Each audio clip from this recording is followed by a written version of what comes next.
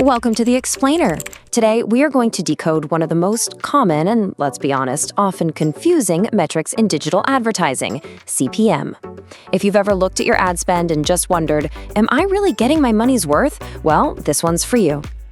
So here's our game plan. We'll start with the absolute basics, what CPM even is.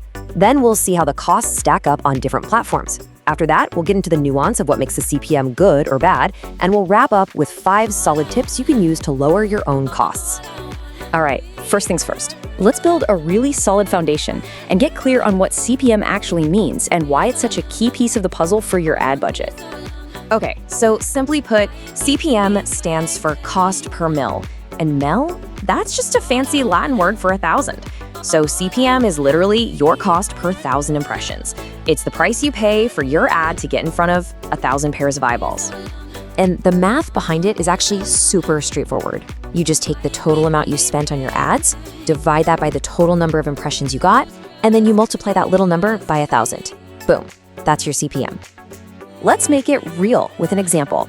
Say you spend $500 on a campaign and it gets seen 100,000 times. You run the numbers and your CPM comes out to just $5. That means you paid $5 for every 1,000 people who saw your ad. See? Simple. Okay, now for the fun part. Let's look at some real-world data. How much does this stuff actually cost across the big ad platforms? Whoa. Okay, look at the spread here. Based on 2026 data, you've got Meta on the high end with an average CPM of $8.15, while all the way at the bottom, YouTube is serving up impressions for just $2.16 on average. That's a huge difference. And this really highlights the fundamental trade-off in the advertising world, doesn't it? Meta can charge more because its targeting tools are just so incredibly precise. But on the flip side, you've got platforms like TikTok and YouTube that offer just massive, broad reach for a way lower cost. So this brings up a really important question. Does a low CPM automatically mean it's a good one? As we're about to find out the answer, well, it's not quite that simple. It's so easy to get fixated on just driving this one number down, but we have to remember to look at the whole story. The answer is a definite no, because a good CPM is all about context. It's almost meaningless unless you look at what happens after the impression. You know, your click-through rate, your cost per click, and the big one, your conversion rate. Here's a solid rule of thumb. If your ad is interesting enough that more than 1% of the people who see it are actually clicking it, you're doing something right. That's a fantastic sign that your message is hitting home. And if each of those valuable clicks is costing you less than $1, now you're in a really healthy, efficient zone. When you combine a high click-through rate with a low cost per click, your CPM starts to look pretty darn good, no matter what the number is. Okay, let's flip the coin. We've talked about what's good, so now let's pinpoint those red flags that tell you your CPM might be bad and you're just burning cash. A bad CPM is usually one that's creeping up to 2 or even 3 times higher than the industry average, without giving you the sales to justify that cost. At the end of the day, it's all about the return on your investment. And this quote just nails the whole idea. You could have a $30 CPM, which sounds terrifyingly hot, right?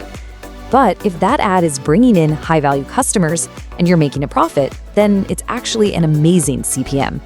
Profitability is always the final judge.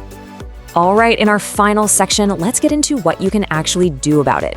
Here's some actionable best practice tips for lowering your CPM and just getting better performance overall.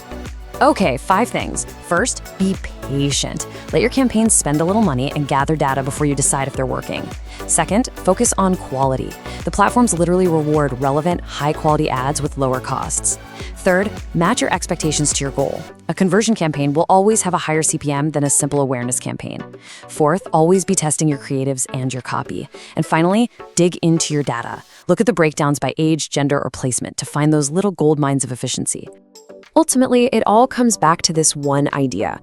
Think of CPM as your compass. It gives you a direction, it helps you see how you're doing, but it's not the final destination. The destination is always, always overall campaign performance and profitability.